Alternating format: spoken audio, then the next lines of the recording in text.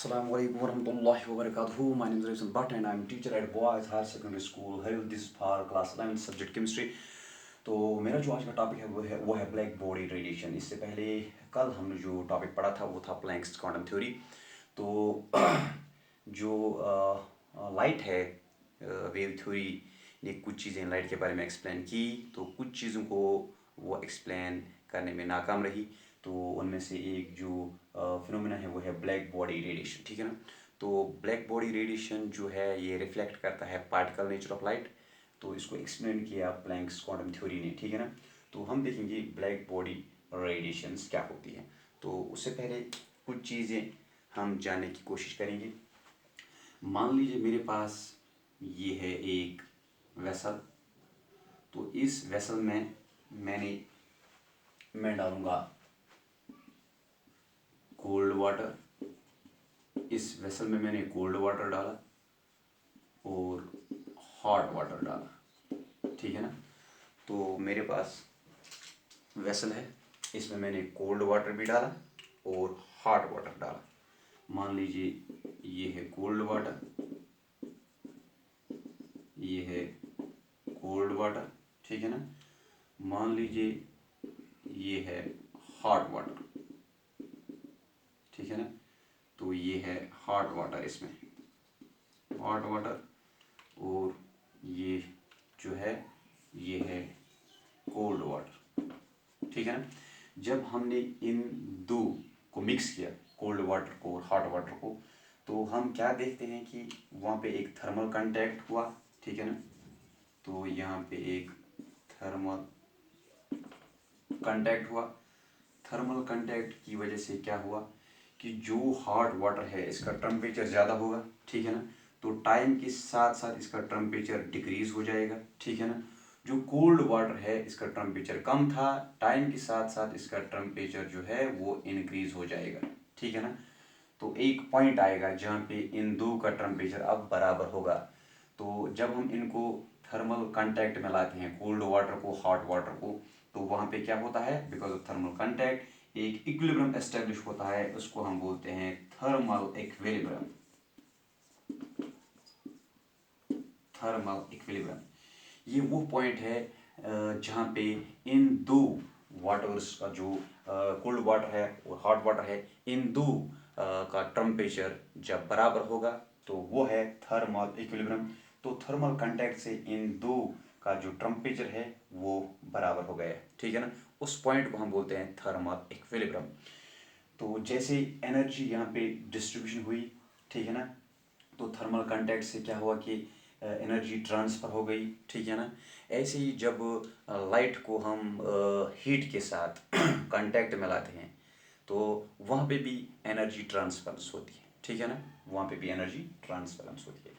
तो अब हम उसी के एतबार से हमें देखना है ब्लैक बॉडी रेडिएशन।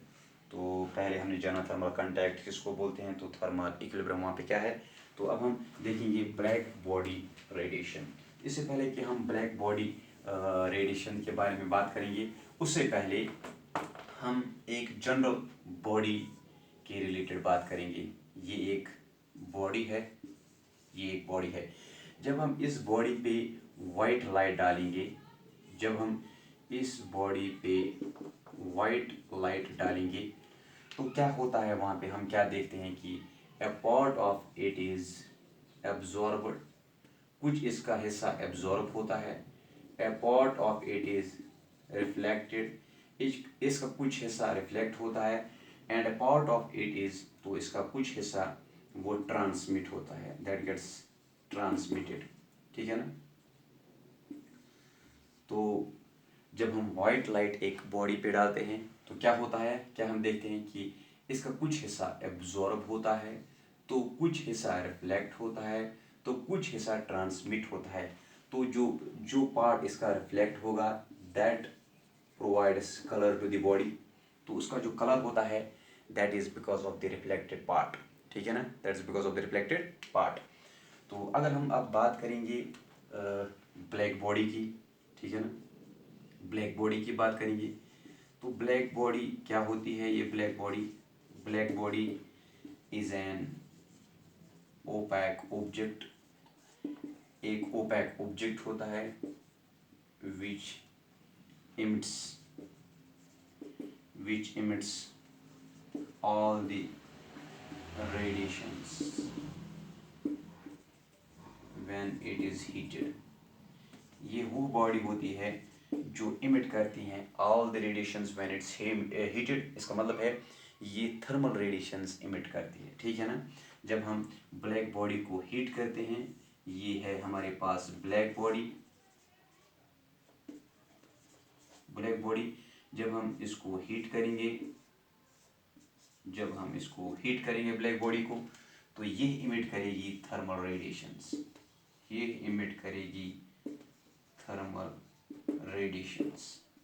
ठीक है ना, ये इमिट करेगी थर्मल रेडिएशन। तो ऐसी बॉडी को जो ओपैक होती है, जो इमिट करती है थर्मल रेडिएशन, ऐसी बॉडी को हम बोलते हैं ब्लैक बॉडी। ऐसी बॉडी को हम बोलते हैं क्या, ब्लैक बॉडी।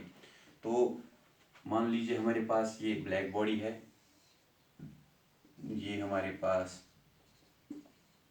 ब्लैक बॉडी है, ठीक है ना। जब हम ब्लैक बॉडी पे लाइट डालेंगे,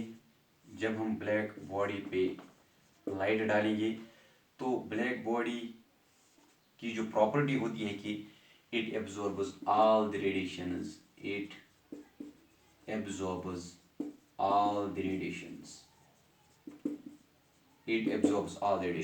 जब हम ब्लैक बॉडी के ऊपर लाइट डालते हैं, तो ये ब्लैक बॉडी सब रेडिएशंस को एब्जॉर्ब करती है, ठीक है ना।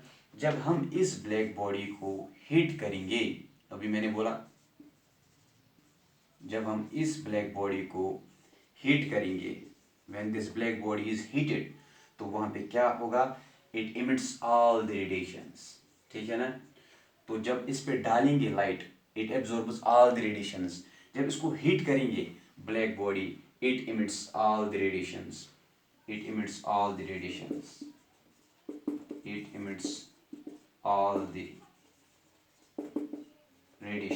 इसका मतलब है इसके एतबार से black body is perfect absorber. First property के एतबार से it is perfect absorber. Second property के एतबार से इट इज परफेक्ट इमीटर। ठीक है ना। तो हम क्या देखते हैं कि जब हम ब्लैक बॉडी को हीट करेंगे तो ये तमाम जो रेडिएशंस है उनको इमिट करती है। तो जिन रेडिएशंस को ये इमिट करती है उनकी वेवलेंथ हो सकती है λ1 हो सकती है, λ2 हो सकती है, λ3 हो सकती है, λ4 हो सकती है, ठीक है ना। तो डिफरेंट वेवलेंथ लाइट ये इमिट करती है ये ब्लैक बॉडी, ठीक है ना। तो अगर हम देखेंगे अगर हम बात करेंगे आयरन की, आयरन एक ब्लैक बॉडी है। जब हम इसको हीट करते हैं तो क्या होता है, वहाँ पे हम देखते हैं कि इसका कलर जो होता है वो पहले बन जाता है डल रेड और हीट करने से जब हम इसको दोबारा हीट करेंगे तो कलर चेंज हो जाता है वहाँ पे। तो हम देखते हैं जब हम इसको और हीट करेंगे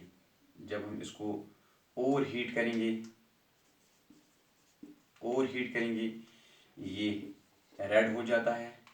जब हम और हीट करेंगे तो यहाँ पे येलो कलर आता है। और हीट करेंगे तो यहाँ पे वाइट कलर डेवलप हो जाता है। जब और हीट करेंगे, इसका मतलब है हम टेम्परेचर को इंक्रीज करते हैं, तो यहाँ पे ब्लू कलर डेवलप होगा। जब ब्लू कलर डेवलप होगा उस टाइम जो टेम्परेचर होगा very high temperature.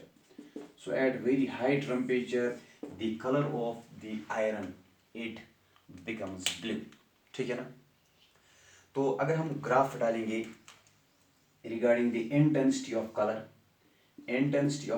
And wavelength, तो हम नेचर ऑफ जो ग्राफ है वो ऐसे होता है, ठीक है ना। So this the nature of graph and this point, यहाँ पे इंटेंसिटी जब मैक्सिमम होगी, ये जो वेवलेंथ है जहाँ पे इंटेंसिटी मैक्सिमम होगी, दिस इज लैम्डा मैक्सिमम, ठीक है ना।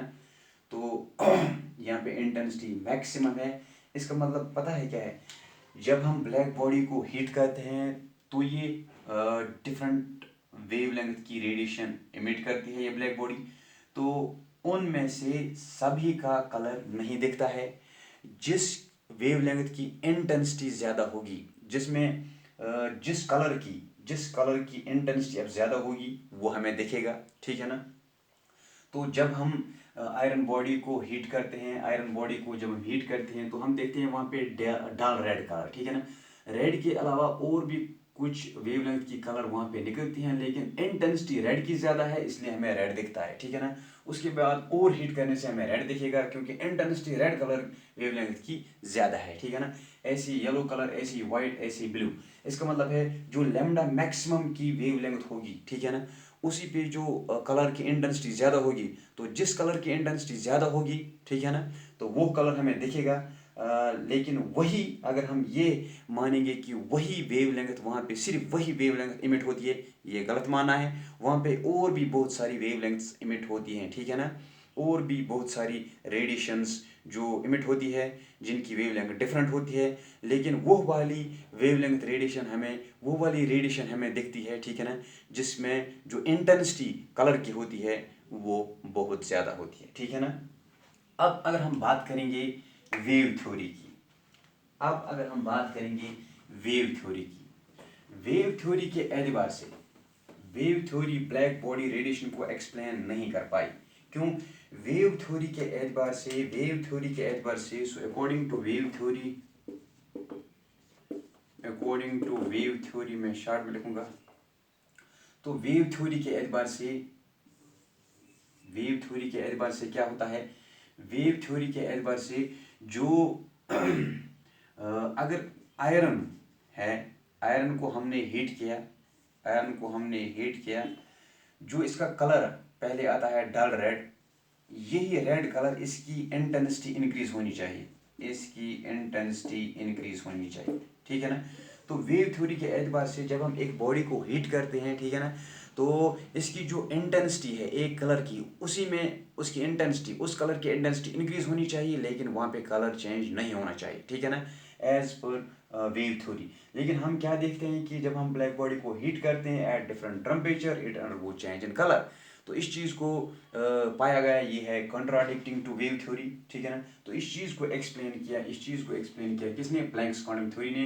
तो हमने कल पढ़ा था प्लैंक्स क्वांटम थ्योरी का एक इंपॉर्टेंट पॉस्टुलेट, एक इंपॉर्टेंट पॉइंट ये है कि एनर्जी जो रेडिएशंस की होती है that is directly proportional knew that is frequency of the radiation, that's more the energy of the striking radiation, more would be the frequency of the emitted radiation, ठीक है ना। और we can say frequency of the that radiation।